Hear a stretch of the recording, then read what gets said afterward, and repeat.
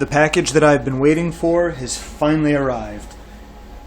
Back in October, I placed an order with a Bowyer in Turkey, Mehmet Askim Golhan. Forgive me if I'm mispronouncing the name, I'm sure I am. But I placed an order for a bow. It'll be one of his Sipahi bows, Turkish style, in modern fiberglass, covered with a pre-tensioned leather. We can talk about that later. Pulling 60 pounds. Finally, the production queue, it was about 3 months long, so I finally got the bow, and it arrived. Very excited. I thought I'd tape the unboxing so we can take a look at it.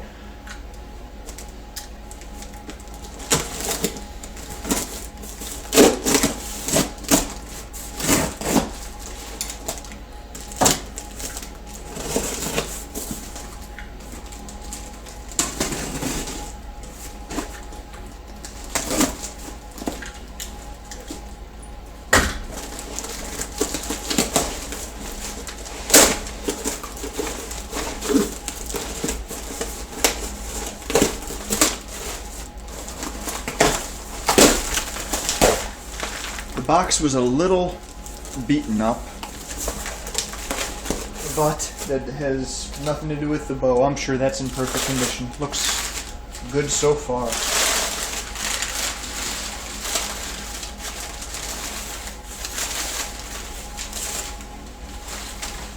And there it is, in a protective baggie. I love the bow sleeves. Keep the bow clean, dust-free, looking very nice. So let's... oh, I can barely wait. Let's unwrap this and see what's inside.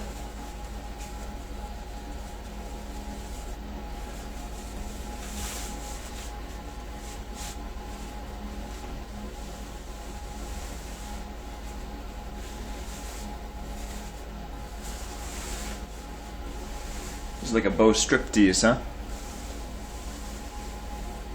Wow, I like it.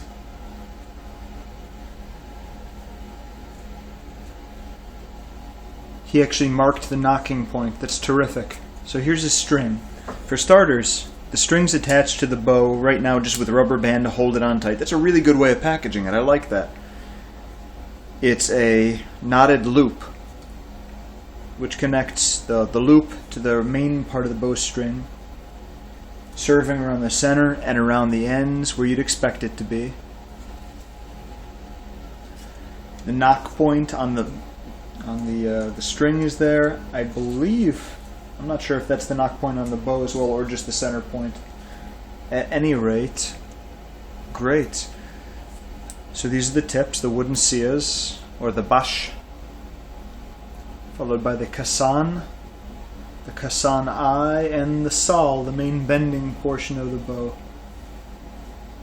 The handle, the grip there, nice and bulbous, feels great in the hand. It's a very delicate, light little bow, not even 2 pounds. Wow, this is really, really cool. One of the characteristic features of the bow, the string rather, there's a little colored strand, several of them.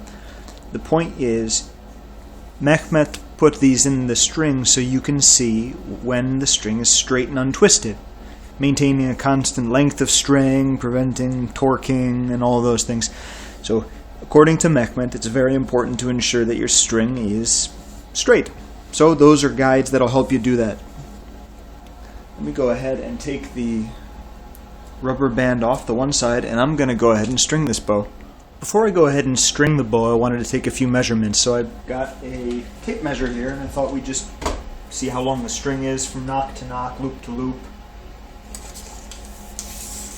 From one extreme end to the other, it's 41 inches, and that's the stated length of the bow, or is that the AMO or the... anyway. From one end of the loop to the other, it's 41 inches, and it's 39 inches. No, I'm sorry. It's 36 inches from the inside of the loop, one end to the other.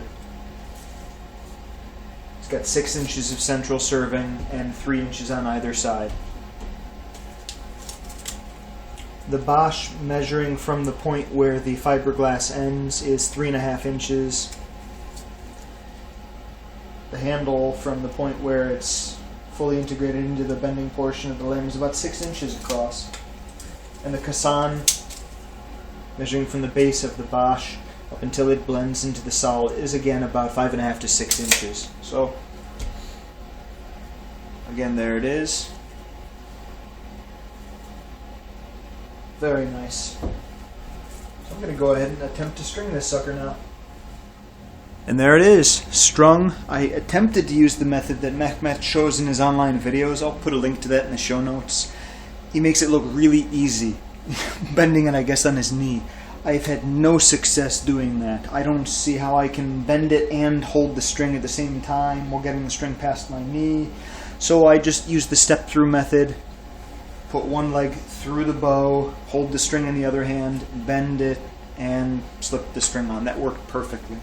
So right now you can see the string is on, attached, and there's the knock point. Actually, I'm surprised at where the knock point is. It looks high. I would have expected it to be a little bit lower, but then again, I have no experience in these sorts of things. I guess that makes sense.